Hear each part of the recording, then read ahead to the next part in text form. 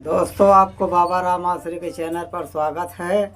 हम आज आपको बताने वाले हैं, जितना आप भूत प्रेत के चक्कर में परेशान रहते हो, उझाई सुखाई कराने के चक्कर में परेशान रहते हो कि हमारे घर में शैतानी हरकत आ गई है या शैतान लोग की वजह से हमको परेशानियां पड़ रही है, या जितना भागते छाड़ते हो, इधर उधर जाते हो, गुनियाओं के पास जाने के बजाय यदि आप किसी का दामन यदि आप पकड़ लें, पूरे श्रद्धा के साथ किसी का भी दामन यदि आप पकड़ेंगे, उनकी पूजा पाठ करेंगे, उन पर पूर्ण विश्वास आप रखेंगे, तो मालिक चाहेगा तो आपके घर के समस्याओं का समाधान जरूर निकल आएगा। मगर मैं देख रहा हूँ जिनके पास भूत प्रेत नहीं है, वो भी ओझाई सुखाई के ही चक्कर में परेशान रहते हैं। मैं ये भी नहीं कहता हूँ भूत प्रेत का मतलब कुछ भी नहीं। भूत प्रेत होते ये नहीं, सबको भूत ही पकड़ लिया है, भूत ही के चक्कर में परेशान रहते हो। मालिक ने उनके लिए डॉक्टर को बनाया है कि डॉक्टर के पास जाइए, कोई समस्या है या कोई तकलीफ़ पड़ रही है तो पहले उनको दिखाइए आप। यदि जैसे ओझाई सुखाई कराने के लिए आप जा रहे हैं किसी गुनिया के पास, जब आप जाते हैं, एक दिन की बात, 2 दिन की बात मैं समझाया हूँ, जाओ बात अपनी जगह है। आप सालों साल, 2-2 साल परेशान रहते हो भूत प्रेत के चक्कर में। क्या वही कार्य तुम अपने घर पे स्वयं नहीं कर सकते हो? तुम अपने घर पे भी वही कार्य कर सकते हो, मगर तुम करना नहीं चाहते हो। तुम उसे बोझा समझते हो कि हम नहीं कर पाएंगे, वो गुनिया का काम है, गुनिया करेगा। नहीं भाइयों, ऐसी कोई बात विबात नहीं है। मन में श्रद्धा भावना भक्ति यदि विश्वास है तो हर कार्य सफल हो जाता है। पूरे एहतराम के साथ में आप किसी एक का दामन पकड़ लीजिए, उनकी पूजा पाठ कीजिए। हाँ, कुछ दिन तक तो सुनवाई नहीं होती है, क्योंकि हर देव देवता अपने भक्त की परीक्षा लेते हैं, वैसे तुम्हारी भी परीक्षा ली जाएगी। उसके बाद जब आप पूजा पाठ करने में कामयाब हो जाएंगे तो वहीं से आपको लाभ भी पैदा होने लग जाएगा।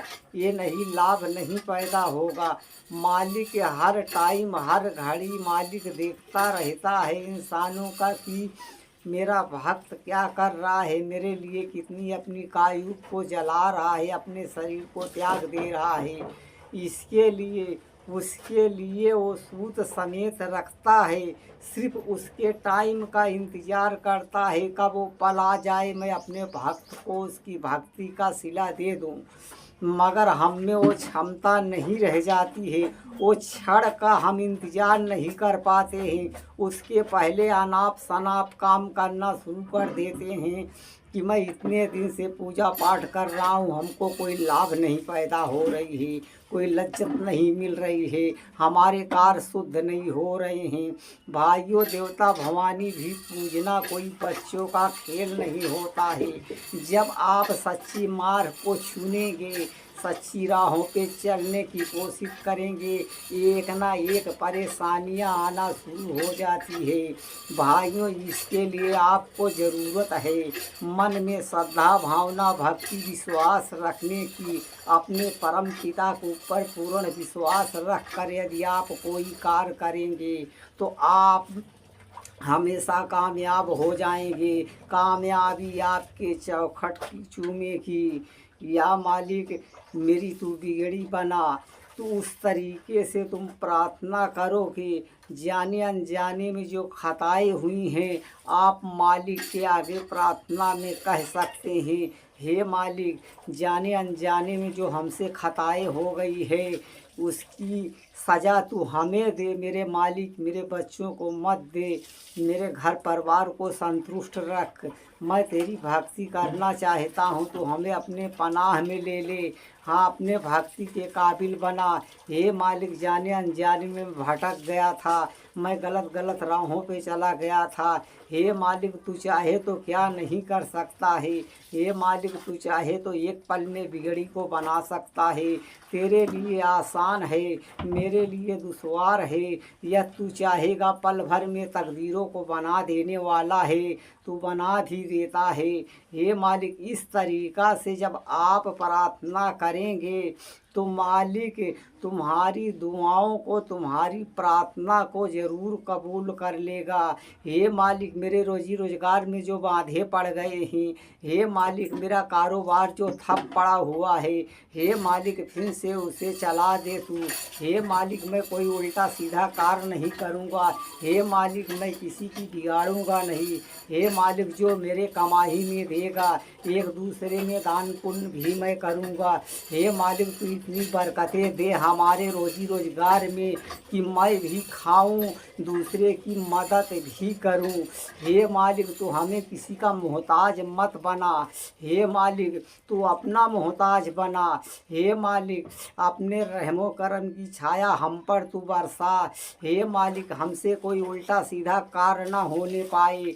इस तरीके से आप गिड़गिड़ा कर, इस तरीके से मन से जब आप दिल से दुआ निकालेंगे, वो परम पिता परमेश्वर कहता है, जो दिल से दुआ निकालता है, मेरी वंदना करता है, मेरी प्रार्थना करता है, तो मैं उसकी प्रार्थना को स्वीकार करता हूँ, उसकी हर बिगड़ी को मैं बना देता हूँ।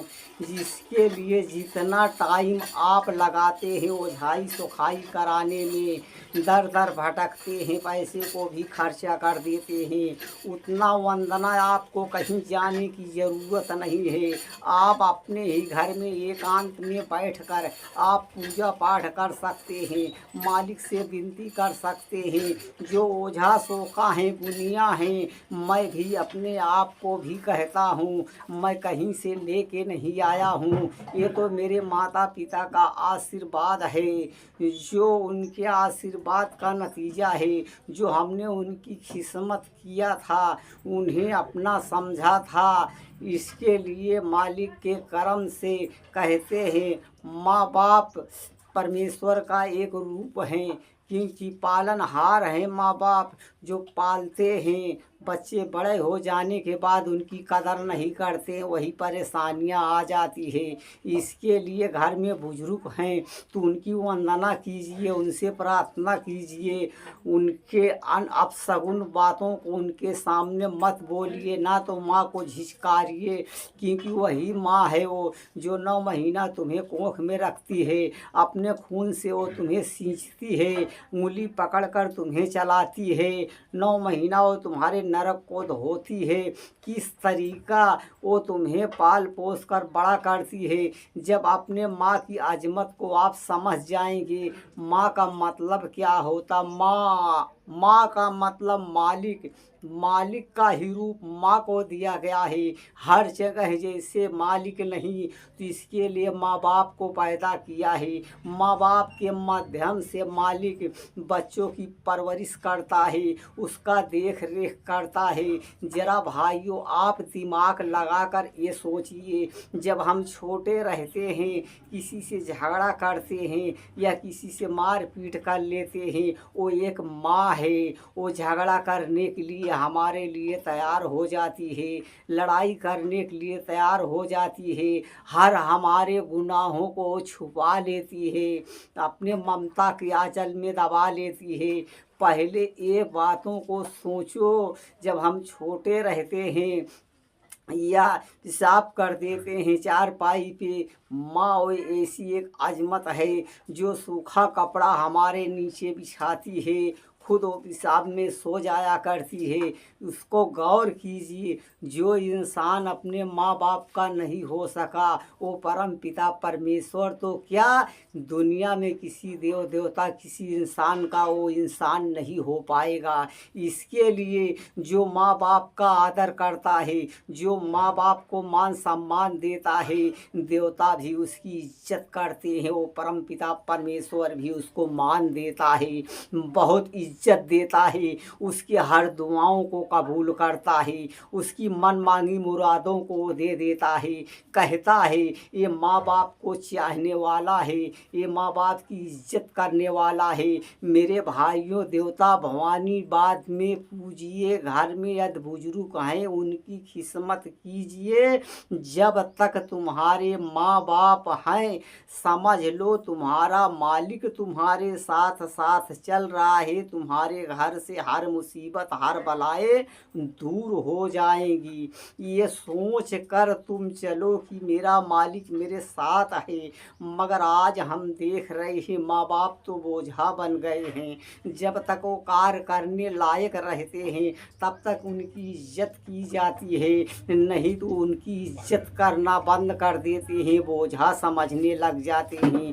क्या भाई हमारे तुम्हारे अंदर भी क्या सदा वैसी ताकत बनी रहेगी? नहीं, हम तुम भी एक दिन बूढ़े हो जाएंगे, कोई कार्य करने लायक नहीं रहेंगे। यदि हम अपने माँ बाप की इज्जत आज किए रहेंगे तो कल हमारे बच्चे भी बड़े हो जाएंगे तो हमारी इज्जत भी करेंगे। ये कहेंगे कि हमारे पिताश्री जो थे अपने माँ बाप की बहुत इज्जत किया करते थे। हमारा भी फरमान यही है, हमारा भी सिद्धांत यही है कि मैं भी अपने माँ बाप की वैसे इज्जत करूं जैसे हमारे पिताश्री अपने माँ बाप की इज्जत किए करते थे। नहीं तो नहीं करोगे तो याद रखो मालिक ने कहा है हर गुनाह की सज़ा मैं वहाँ आने के बाद दूंगा, मगर जो माँ बाप के साथ गुस्ताखी करेगा जब तक उसके बच्चों से लेकर उसे सज़ा नहीं दे देता हूँ तब तक उसे मुक्ति मिलने वाली नहीं है। मेरे दोस्तों, इसके लिए तो मैं बार बार वीडियो के माध्यम से माँ बाप के बारे में भी समझाता हूँ, ओझाई सोखाई के बारे में भी समझा दिया करता हूँ। जो मालिक ने हमें तजुर्बाएँ दिया है वो वीडियो के माध्यम से आप सबको बता दिया करता हूँ। चाहे आप समझे चाहे ना समझे, ये मेरा काम नहीं है। मेरा काम है जो मार्ग सही है उसे दिखाना। आपका काम है चलना या ना चलना। आप को हमने जैसे समझाया है मालिक की प्रार्थना किस तरीका किया जाए किस तरीका नहीं किया जाए, आप उस तरीका चलेंगे, आपके घर में जो भी शैतानी बलाएं रहेंगी उसका खात्मा हो जाएगा। हर शैतानी बलाओं का खात्मा का एक ऐसा तरीका है जब आप मालिक से वंदना करेंगे, आप अच्छा कार्य करेंगे तो आपके घर में शैतान रुकेगा नहीं, क्योंकि आप शैतान को ज़्यादा मान देते हैं। शैतान कहता है जो हमें मानता है मैं उसी का हो जाता हूँ। मेरे भाइयों, तुम मालिक का मान सम्मान दो, वो परम पिता परमेश्वर को मान सम्मान दो। एक दिन परेशानी रहेगी, 2 दिन परेशानी रहेगी, उसके बाद जब शैतान ये समझ जाएगा ये हमें मान देने वाला नहीं है, हम पर विश्वास रखने वाला नहीं है, ये हमें कभी समझने वाला नहीं है, मैं इसके ऊपर इसके घर में इतने दिन से परेशानियां डाल रहा हूँ मगर ये हम पर विश्वास नहीं कर रहा है कि शैतान मुझे परेशान कर रहा है। इसके लिए ये तो अपने मालिक की रजा में खोया हुआ है, अपने मालिक की भक्ति में खोया हुआ है, तो वो शैतान जो है अपने आप उस घर से हट जाएगा, वो जाने के लिए बेबस हो जाएगा। क्योंकि उसने कहा है जो हमें मान देता है मैं उसके घर में उसके शरीर में अपना घर बना लेता हूँ। मेरे भाइयों, जब आप उसे मान ही नहीं देंगे, उसे सम्मान ही नहीं देंगे, उसका जिक्र ही नहीं करेंगे, आप मालिक की वंदना करेंगे, मालिक की सच्ची राह पर चल देंगे, तो हमको बताइए वो शैतान तुम्हारे घर में तुम्हारे शरीर के अंदर रह सकेगा? नहीं रह सकेगा। जब आप मालिक की वंदना करने लग जाएंगे तो आपके शरीर में ये मन के मंदिर जो इसे कहते हैं, मन के मंदिर परमपिता परमेश्वर किसी मस्जिद किसी मंदिर में नहीं हुआ करता है। यही मन है, यही मंदिर है, यही मस्जिद है, इसके अंदर परमपिता परमेश्वर वास करता है। जब आप परमपिता परमेश्वर की वंदना करने लग जाएंगे, उसकी भक्ति करने लग जाएंगे, तो अपने आप यहाँ मालिक का वास होगा। जहाँ मालिक का वास होगा, जिस शरीर में मालिक बस गया है, उस शरीर में भला हमको बताइए शैतान का वास हो सकता है? नहीं, वो अपने आप निकल कर चला जाएगा। जो आप चाहेंगे, जो इस मन के अंदर सोचेंगे, आपका कार्य हो जाएगा। आपकी हर बिगड़ी बन जाएगी, आपकी रोजी रोजगारी में बरकतें होने लग जाएंगी। जो धंधे पानी ठप पड़े हुए हैं, कारोबार, वो फिर से चलने लग जाएगा। आप मालिक के गुण गाने लग जाएंगे, एक दूसरे में नसीहत देने लग जाएंगे। भाइयों, तुम भी अच्छा कार्य करो, उसका परिणाम मालिक अच्छा देता है। मगर ऐसा आप नहीं कर पा रहे हैं। आप ओझाई सुखाई को अपना मालिक समझ बैठे हैं, दुनिया को ही अपना भगवान समझ बैठे हैं। एक साल नहीं, तमाम सालों भटक रहे हैं आप, फिर भी आपके समझ में नहीं आ रहा है। भूत प्रेत को एक बार दो बार दिखाया जाता है, बार बार नहीं दिखाया जाता है। जब खुद पे विश्वास आप नहीं करते हैं, इसके लिए आप परेशान हो जाते हैं। जो जहाँ बताता है वहीं भाग जाते हो, मगर अपने कभी दिल की नहीं सुनते हो तुम, जिसके अंदर परम पिता परमेश्वर वास करता है। जिस दिन आप अपने दिल की सुनने लग जाएंगी, अपने आत्मा की सुनने लग जाओगे, कहते नहीं आत्मा के अंदर परमात्मा का वास रहता है। जिस दिन उस परमात्मा की आप आवाज़ सुनने लग जाएंगी, कभी कभी ये दिल जोरों जोरों से धड़कने लग जाता है। मालिक तुम्हें एक संकेत देता है, मगर उस संकेत को आप समझ नहीं पाते हैं। जिस दिन उस पर गौर करेंगे, समझने लग जाएंगे, हर संकटों का समाधान हो जाएगा।